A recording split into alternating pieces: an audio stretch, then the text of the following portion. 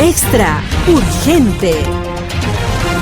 Representante Diesposito dice: el caso del patriota New York es una flagrante persecución política. El profesor de GWU, Jonathan Turley, destruye el veredicto del juez de New York en el caso de fraude civil del patriota. ¿Es justo? Presentador del medio liberal cuestiona multa masiva y prohibición de negocios en caso civil contra el patriota. Comenzamos el bloque informativo en Extra News.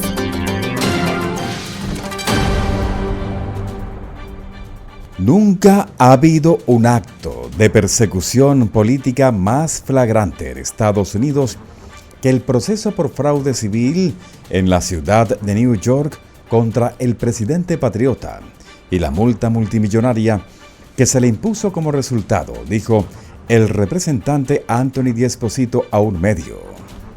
Va a ser una llamada de atención para quienes hacen o intentan hacer negocios en New York, dijo el republicano de New York el día de ayer a un medio. Señaló que la ciudad de New York lidera la migración nacional de personas que se desplazan hacia el sur porque no pueden permitirse el lujo de vivir en la ciudad y están hartos de la calidad de vida. Ahora vamos a tener empresas y gente haciendo negocios en New York, dijo. Van a empezar a irse porque pueden enfrentar las mismas consecuencias que el patriota. El juez de New York, Arthur Engoron, impuso una multa de $364 millones contra el patriota, dictaminando que durante varios años infló su riqueza en sus tratos de bancos y otras empresas. También se le prohibió desempeñarse como director o funcionario de cualquier corporación en el estado durante 3 años. El juez también falló contra los hijos del patriota Eric y Donald Jr., imponiéndoles también multas millonarias. Diesposito añadió que los hallazgos también resonarán en personas de todo Estados Unidos que tengan interés en involucrarse en la política y el gobierno. Esto hará que la gente buena comience a decir: ¿por qué me pondría en la arena pública para ser criticado y ridiculizado como lo es el presidente?, dijo Diesposito. Este es un ejemplo perfecto de que cuando no pueden ganar en las urnas, lo llevan a los tribunales. El congresista también habló sobre la votación de esta semana en la Cámara para destituir al secretario de Seguridad Nacional, Alejandro Mayorkas, quien está siendo acusado de violar las leyes de migración del país. Diesposito dijo que no tiene mucha confianza en que el Senado, de mayoría demócrata, vote para destituir a Mayorkas, considerando que se trata de una legislación enviada de la Cámara. No veo que estén dando el paso correcto en esta situación, dijo. Pero lo que me interesa ver es que los senadores que representan a esos estados que ahora han sido invadidos por los extranjeros y la gente en casa pueden expresar cómo han instado su calidad de vida y cómo ha hecho que sus comunidades sean menos seguras. ¿Esos senadores van a votar siguiendo líneas partidistas o van a escuchar la voluntad o la gente en sus países? De otro lado, Jonathan Turley, colaborador del medio FOX y profesor de Derecho de la Universidad de Georgetown, respondió con dureza al veredicto que impuso al presidente patriota y a sus hijos enormes multas por fraude en juicio civil en New York. El veredicto del juez Engoron llegó el día viernes y cargó al patriota y a sus hijos con multas de $364 millones y prohibió al patriota ser funcionario de su negocio durante 3 años y a sus hijos durante 2 años cada uno. Turley destrozó la decisión durante su aparición en un medio. Bueno, este tribunal realmente demostró la regla Oscar Wilde, de que la única manera de deshacerse de la tentación es ceder a ella, porque el tribunal ha hecho todo menos ordenar que arrojen al patriota a una trituradora de madera. Ha impuesto casi la cantidad máxima que pidió James. Le está prohibiendo hacer negocios en la ciudad donde es una figura empresarial icónica, impidiéndole obtener préstamos, comenzó el profesor. La única parte es particularmente irónica, porque los bancos no solo dijeron que no eran víctimas, y no se quejaron del presunto fraude, sino que dijeron que querían hacer más negocios con el presidente patriota. Lo describieron como un cliente ballena. Así que todo esto se hace esencialmente en su nombre como víctimas. Aunque nadie perdió dinero, dijo. Ninguno de nosotros pudo encontrar un caso como este. Sin embargo, el primero es esta fortuna que el tribunal exige que se entregue. Creo que aquí hay problemas reales. Creo que esto tendrá el mismo impacto en algunos jueces de apelación. Tiene que haber algunos límites, incluidos límites constitucionales sobre el tamaño de las penas. Esto es confiscatorio y, en mi opinión, simplemente excesivo. Sabes, creo que obviamente habrá un gran atractivo que vendrá.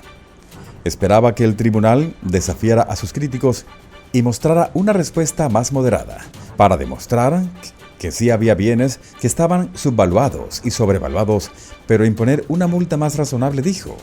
Muchos de nosotros creíamos que había casos de problemas de valoración, pero esos son omnipresentes en este campo de bienes raíces. Es muy común que las empresas subvalúen sus propiedades, intenten reducir los costos fiscales y sobrevalúen sus préstamos. A menudo se observa a las propias víctimas para ver si esas prácticas produjeron el tipo de lesión que justifica esa rara acción.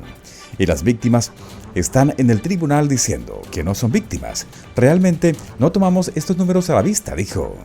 El tribunal parece haber compuesto las cifras más altas en la mayoría de las áreas de cuánto podría haberse reclamado, y podría haber impactado los préstamos o los impuestos y luego haber impuesto esos costos, dijo el renombrado profesor de Derecho. La ley de New York es extraña. No es necesario que nadie pierda dinero. Entonces, la fiscal general estatal Letitia James pudo venir aquí con esta figura, y ella siguió adelante, por supuesto. Eso agradó a mucha gente en New York. La pregunta que pienso es si en algún momento esto impacta la conciencia, continuó Turley. Saben, está Bragg, quien está procesando al patriota en un caso que muchos de nosotros consideramos simplemente un ejercicio político crudo. Está James, quien prometió atrapar a esta presidenta por alguna razón indefinida cuando se postuló para el cargo. Y ahora tenemos esta pena confiscatoria, extrema y abusiva, continuó el profesor.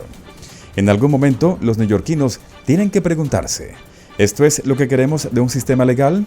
Es crudo y político. No digo que no hubiera fundamento para imponer una multa, pero cuando se le imponen multas superiores al presupuesto de algunos países, uno realmente debe preguntarse si no ha permitido que su impulso se apodere de su juicio, añadió. De otro lado, una presentadora del medio, MSNBC, sorprendió a su audiencia al preguntar si el veredicto contra el presidente patriota y sus hijos con respecto a sus negocios en New York era justo. Sabes, estoy buscando un poco de información que la prensa asociada haya hecho sobre este tipo de decisiones. Este tipo de investigaciones, estos juicios, retrocedieron más de 70 años y examinaron todos los casos que se han juzgado bajo esta norma, la Ley de Práctica Civil de New York 6312, que se utiliza aquí, que no tiene por qué demostrar daño. No es la carga. No tienes que demostrar que tus prácticas perjudicaron a nadie. No hay nadie a quien hayas defraudado específicamente, dijo la presentadora Kathy Tur a sus invitados, los analistas Susan Craig, Tristan Snell y Lisa Rubin. Examinaron 150 casos a lo largo de 70 años y descubrieron que no había ningún caso en el que se prohibiera hacer negocios sin que se demostrara daño. Entonces, aunque el umbral es el daño mostrado en el pasado, solo se ha utilizado para prohibir a alguien hacer negocios cuando se ha demostrado que alguien resultó herido. Digamos que estás vendiendo cosméticos que te están instando. ¿Hay alguien que resultó herido allí? La empresa de cosméticos está prohibida.